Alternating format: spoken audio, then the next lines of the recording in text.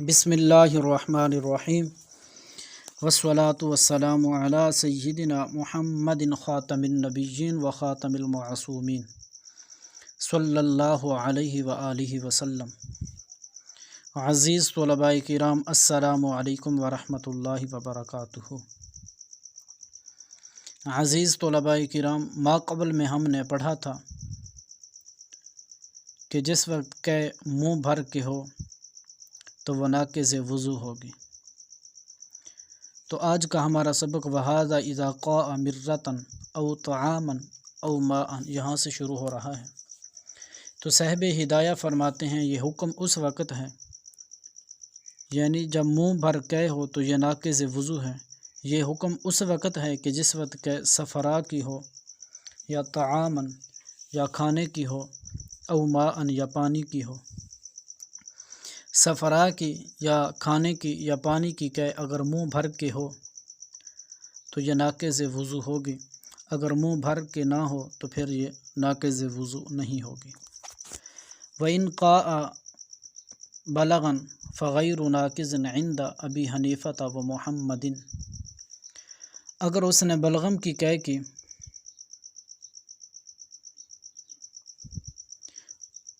تو طرفین کے ہاں منہ بھر کے ہی ہو تو پھر بھی ناقض وضو نہیں ہے، چاہے منہ بھر کے ہو یا منہ بھر کے سے زیادہ ہو یا کم ہو،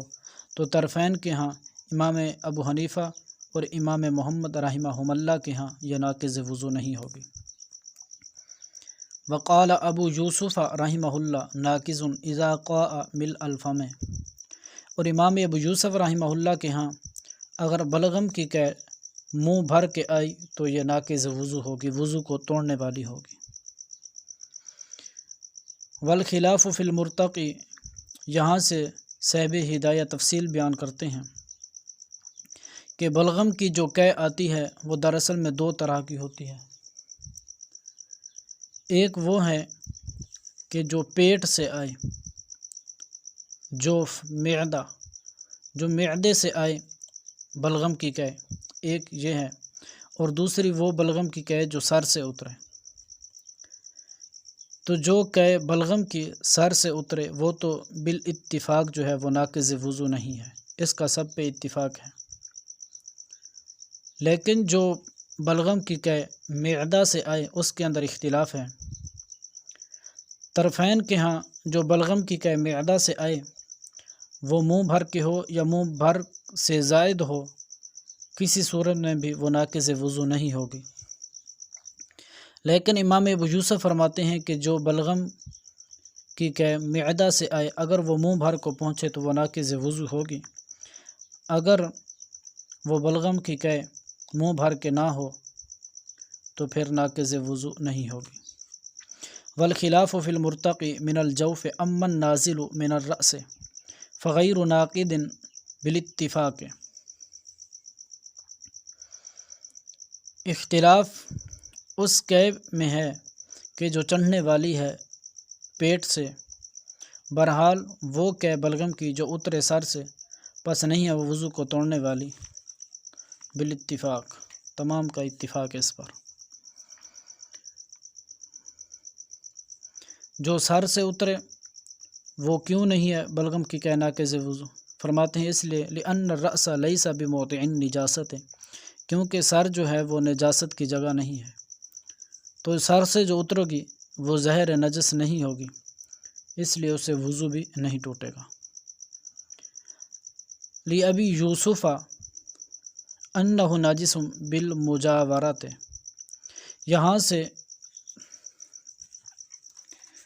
صاحب ہدایہ امام ابو یوسف کی دلیل کو نقل فرما رہے ہیں۔ امام ابو یوسف نے فرمایا تھا کہ اگر بلغم کی کہ جو پیٹ سے آئے وہ اگر منہ بھر کے ہو تو وہ ناقض وضو ہوگی۔ دلیل دیتے ہیں، امام ابو یوسف فرماتے ہیں کہ فی نفسی بلغم جو ہے یہ نجس تو نہیں ہے، لیکن چونکہ یہ جو بلغم کی کہ آئی ہے یہ آئی ہے معدہ سے، اور معدہ جو ہے یہ نجاست کا محل ہے، نجاست کی جگہ ہے، تو ظاہر ہے جب یہ نجاست کی جگہ سے آئی ہے بلغم کی کہ تو اس کے ساتھ نجاست ملی ہوئی ہوگی، تو جب نجاست ملی ہوئی ہوگی، جب یہ منہ بھر کی ہوگی تو اس کے ساتھ نجاست ہوگی، جب نجاست کا خروج ہوگا تو ظاہر طہارت زائل ہو جائے گی، تو اس سے وضو جو ہے وہ ٹوٹ جائے گا۔ یہ امام ابو یوسف رحمہ اللہ کی دلیل تھی۔ اور طرفین کی دلیل یہ ہے، طرفین کہتے ہیں کہ یہ جو بلغم کی قے ہے یہ لیس دار ہوتی ہے، چکناہٹ والی ہوتی ہے، اس کے لیس دار ہونے کی وجہ سے اس کے اندر نجاست تو داخل ہو ہی نہیں سکتی، لیکن اس کے ساتھ جو تھوڑی بہت نجاست ملی ہوئی ہوگی وہ بہت ہی قلیل مقدار کے ساتھ ملی ہوئی ہوگی۔ اب طرفین اپنے موقف پہ دلیل دیتے ہیں، فرماتے ہیں کہ یہ جو بلغم کی قے ہوگی یہ لیس دار ہوگی، چکناہٹ والی ہوگی، اس کے اندر نجاست تو داخل ہو نہیں سکتی، لیکن چونکہ آئی ہے یہ معدہ سے، نجاست کے محل سے، تو اس کے ساتھ نجاست تو ملی ہوئی ہوگی۔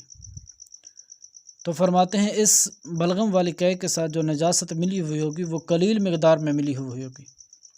تو جب قلیل مقدار کے ساتھ ملی ہوئی ہوگی تو جو قلیل مقدار نجاست کی ہو وہ ناقض وضو نہیں ہوتی، تو لہٰذا اگر بلغم کی قے منہ بھر کے ہو یا اس سے زائد ہو تو وہ ناقض وضو نہیں ہوگی۔ ابی یوسف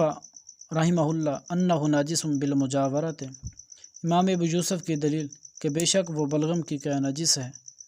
ساتھ ملے ہوئے ہونے کی وجہ سے۔ وَلَهُمَا أَنَّهُ لَازِجٌ، لازج کہتے ہیں لیس دار کو۔ طرفین کی دلیل یہ ہے کہ بے شک وہ بلغم کی قے وہ لیس دار ہے، لا تتخللہ النجاست، اور نہیں داخل ہو سکتی اس میں نجاست، وما یتصل بہ قلیل، اور وہ جو نجاست اس کے ساتھ ملی ہوئی ہے قلیل وہ تھوڑی مقدار میں ہے، والقلیل فی القیء غیر ناقض، اور قے میں جو قلیل مقدار کی نجاست ہے وہ وضو کو توڑنے والی نہیں ہے۔ یہ بلغم کی قے کا مختلفی مسئلہ جو تھا ہم نے بیان کر دیا۔